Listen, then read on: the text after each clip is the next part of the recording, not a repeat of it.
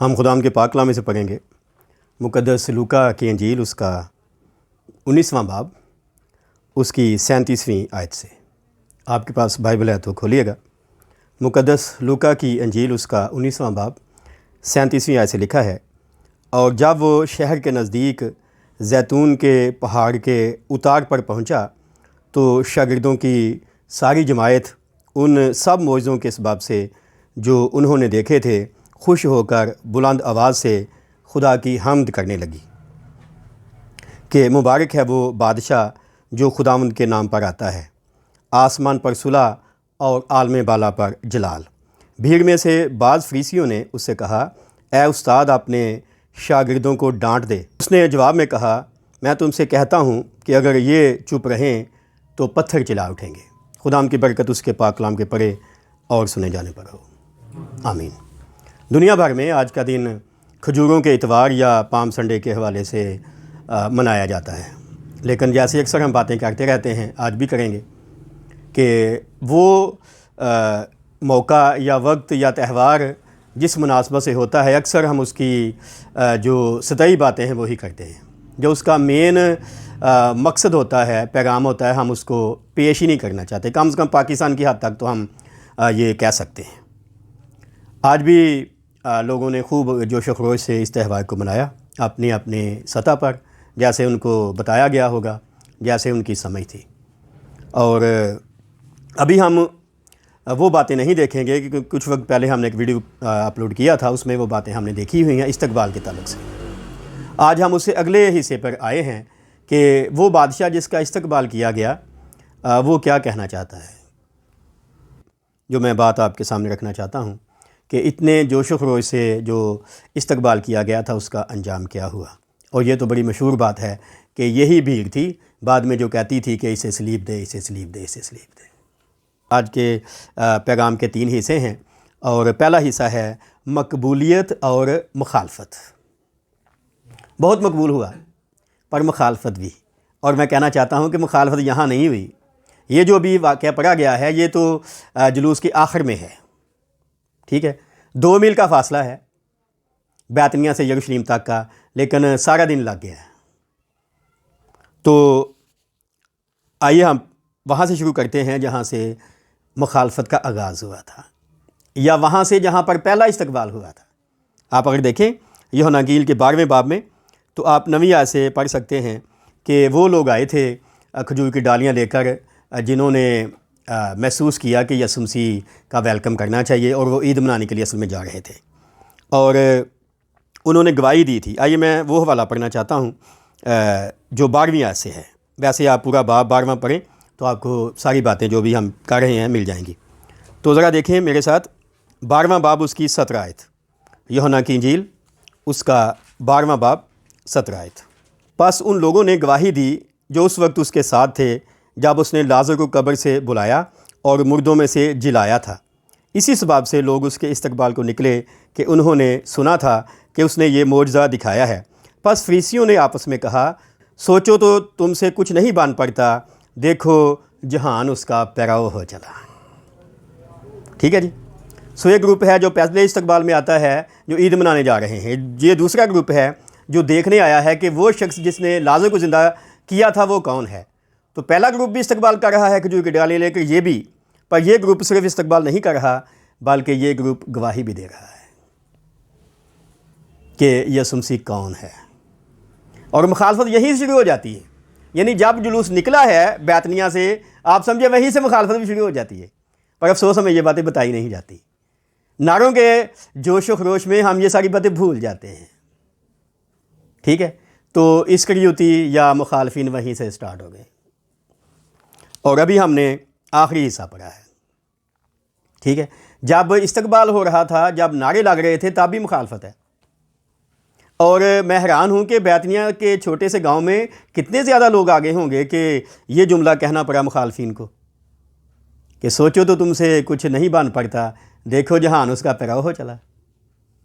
تو لگتا ہے کافی بھیڑ جمع ہو گئی ہوگی بیتنیہ سے ہی، کیونکہ عید کا موقع ہے نا، عید فصح کا، لوگ جا رہے ہیں سفر کرتے ہوئے، اور خاص طور پر وہ لوگ جو گلیل سے آ رہے ہیں ان کا تو یہی رستہ ہے نا جی۔ تو آغاز بے شک چھوٹے گروپ سے ہوا ہوگا، جیسے میں نے کہا بھیڑ، جو عید منانے جا رہی تھی وہ، پھر جو لازر کو دیکھنے آئے تھے وہ بھی. تو یہ جو جملہ لکھا ہے انجیل مقدس میں، یہ بتاتا ہے کہ کافی لوگ جمع ہو گئے.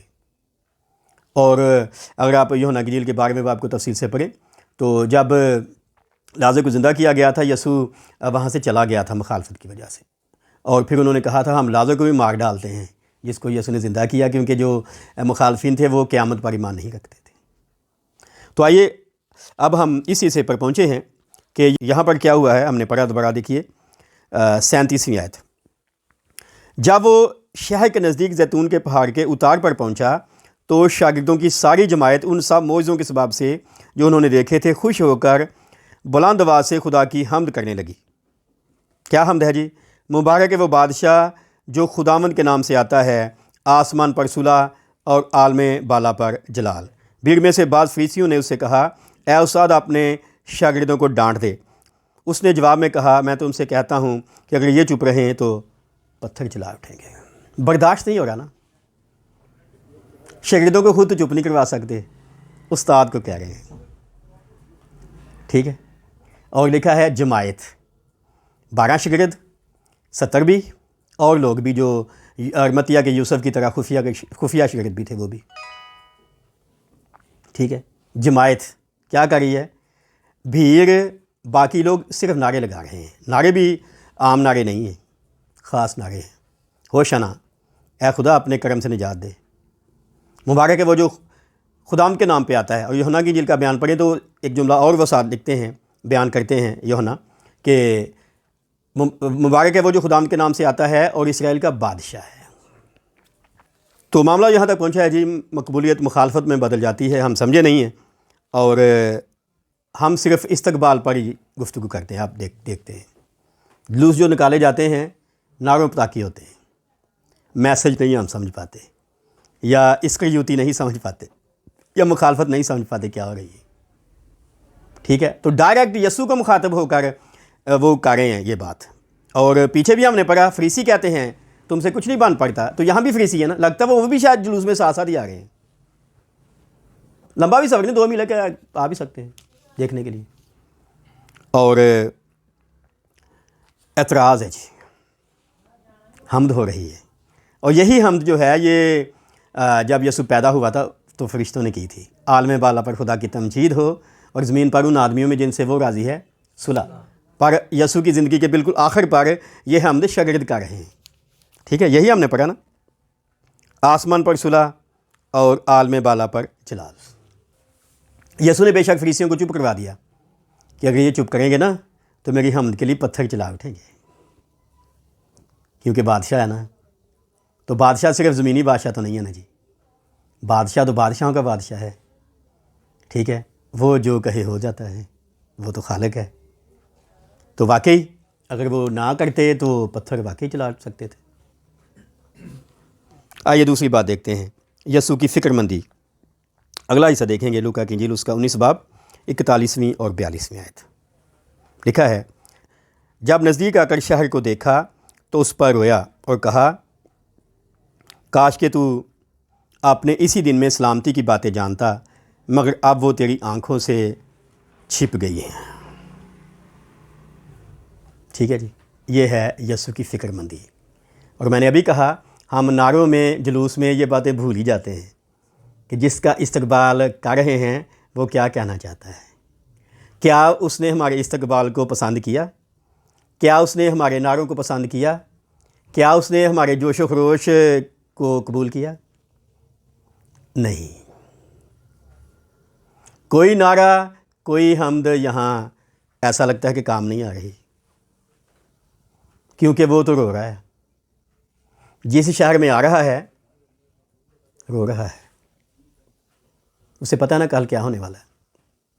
اور ہم نے ہیرودیس انتپاس پر بات کرتے ہوئے کہا تھا، پیریا کے صوبے میں یسوع کی موت سے 2-2.5 مہینے پہلے جب فریسیوں نے آ کر اسے کہا یہاں سے چلا جا، ہیرودیس تجھے قتل کرنا چاہتا ہے، تو اس نے کہا اس لومڑی سے کہہ دو میں آج اور کل اور پرسوں خدا کی بادشاہی کا کام کرتا رہوں گا، کیونکہ ممکن نہیں کہ نبی یروشلم سے باہر ہلاک ہو.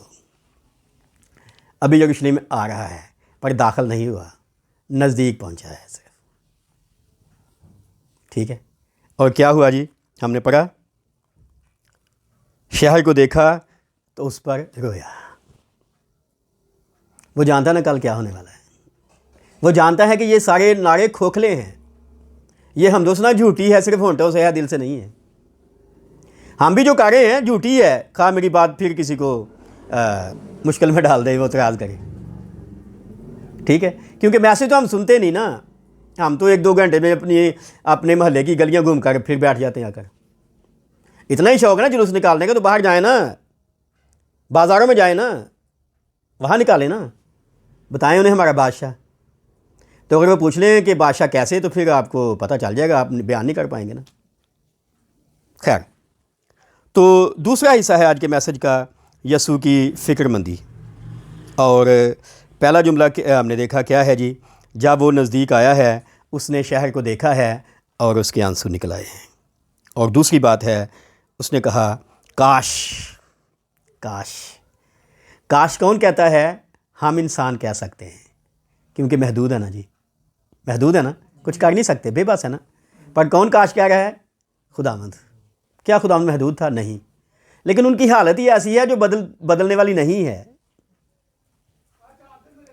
کیا کہتا ہے؟ کاش تو اسی دن، آج کے دن کیا کرتا؟ سلامتی کی باتیں جانتا۔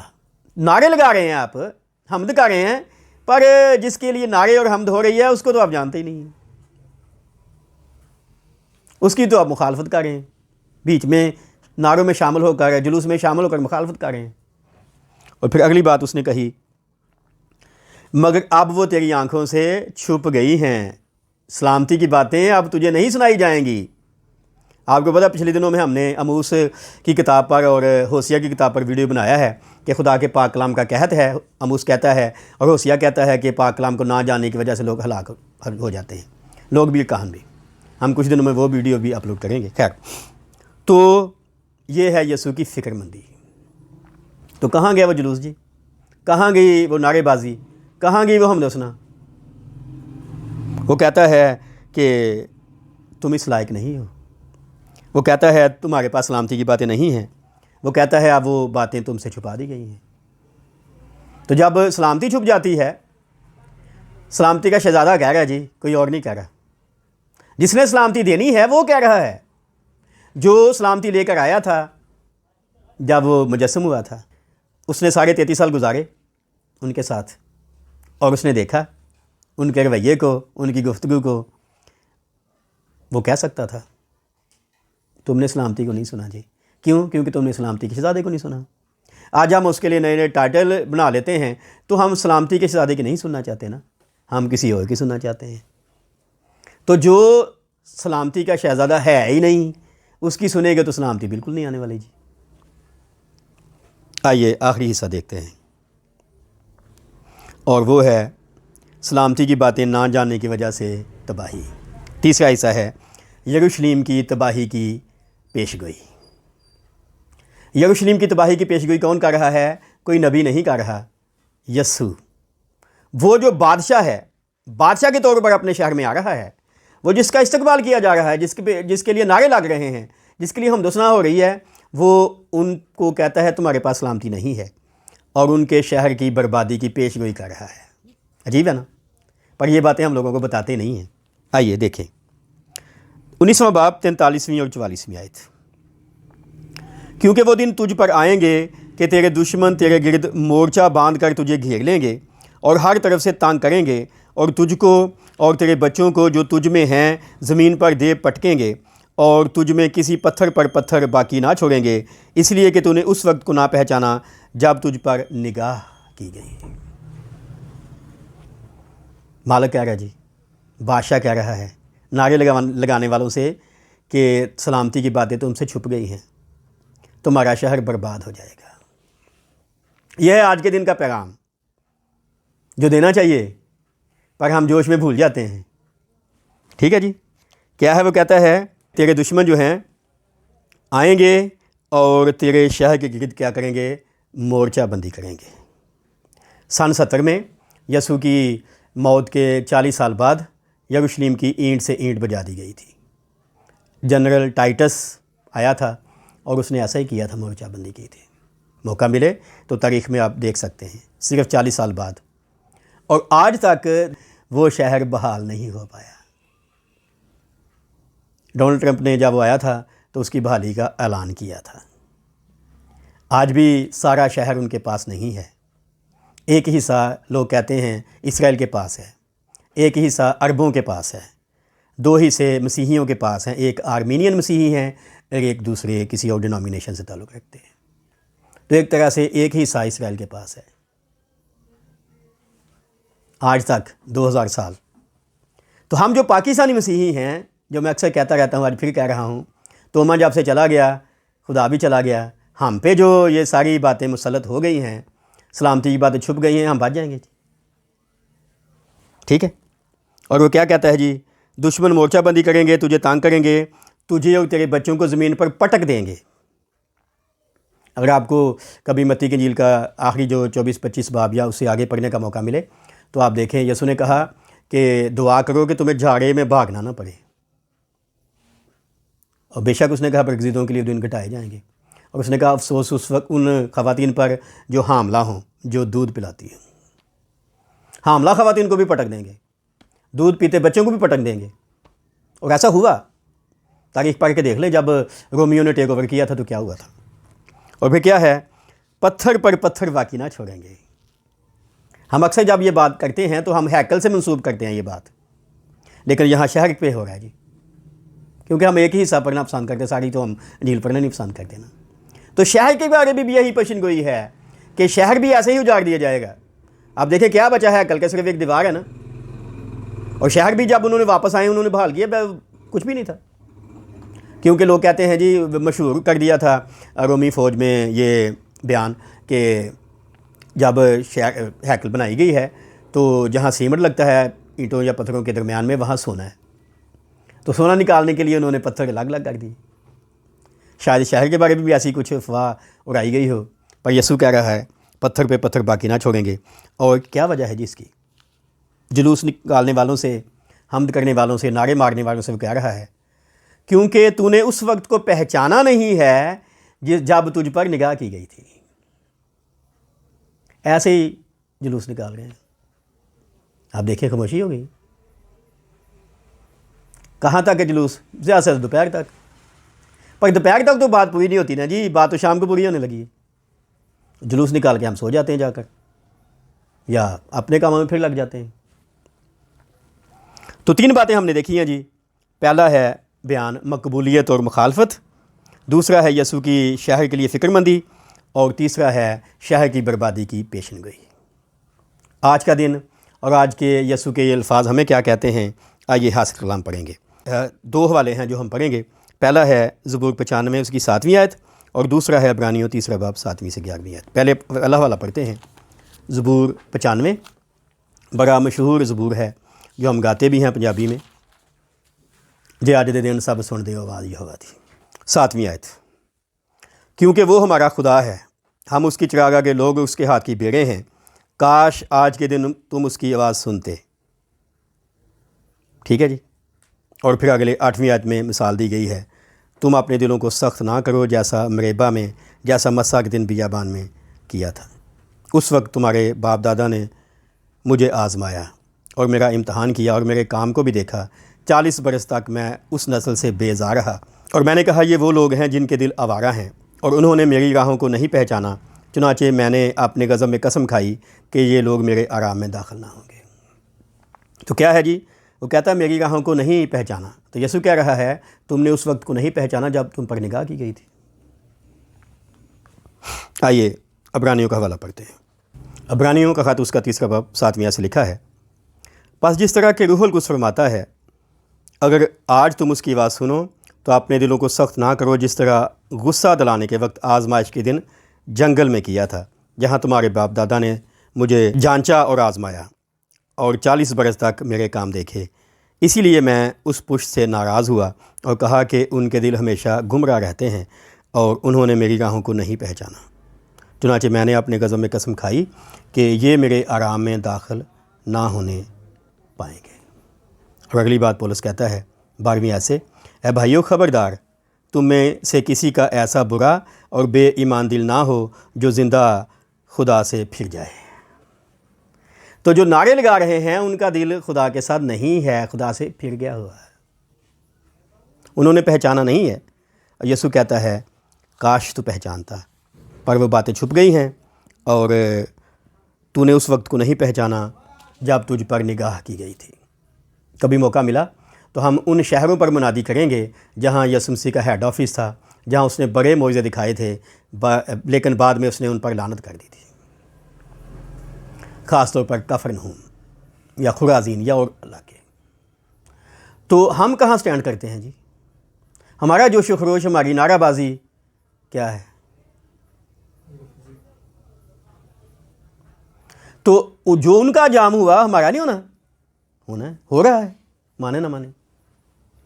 تو آج کا کلام ہمیں سکھاتا ہے جی کہ نعرے اپنی جگہ، حمد اپنی جگہ، استقبال اپنی جگہ، خواہ آپ کپڑے بچھا دیں، خواہ آپ بشپ یا فادر کی انگوٹھی چوم لیں، خواہ آپ پادری کے گھٹنوں کو ہاتھ لگائیں، لیکن اگر مالک کو نہیں پہچانتے جی، خدا کے پاک کلام میں لکھا ہے بیال اپنے مالک کو پہچانتا ہے اور گدھا اپنے صاحب کی چرنی کو، پر میرے لوگ مجھے نہیں پہچانتے۔ پہچانتے ہیں پاکستان میں؟ نہیں پہچانتے ہوتے تو ہم اس کو یسوع مسیح کہتے، عیسیٰ مولا سیدنا نہ کہتے۔ وہ کہہ رہا ہے نا جی، دیکھو خود کہہ رہا ہے۔ خدا ہمیں اس کلام پر عمل کرنے کی توفیق دے۔ زبور کہتا ہے انہوں نے خدا کی آواز نہیں سنی، عبرانی خط کہتا ہے روح القدس کی آواز نہیں سنی۔ تو روح القدس کا انکار کر کے تو کوئی نہیں بچ سکتا جی۔ خدا ہمیں اس کلام کے وسیلے برکت دے، آمین۔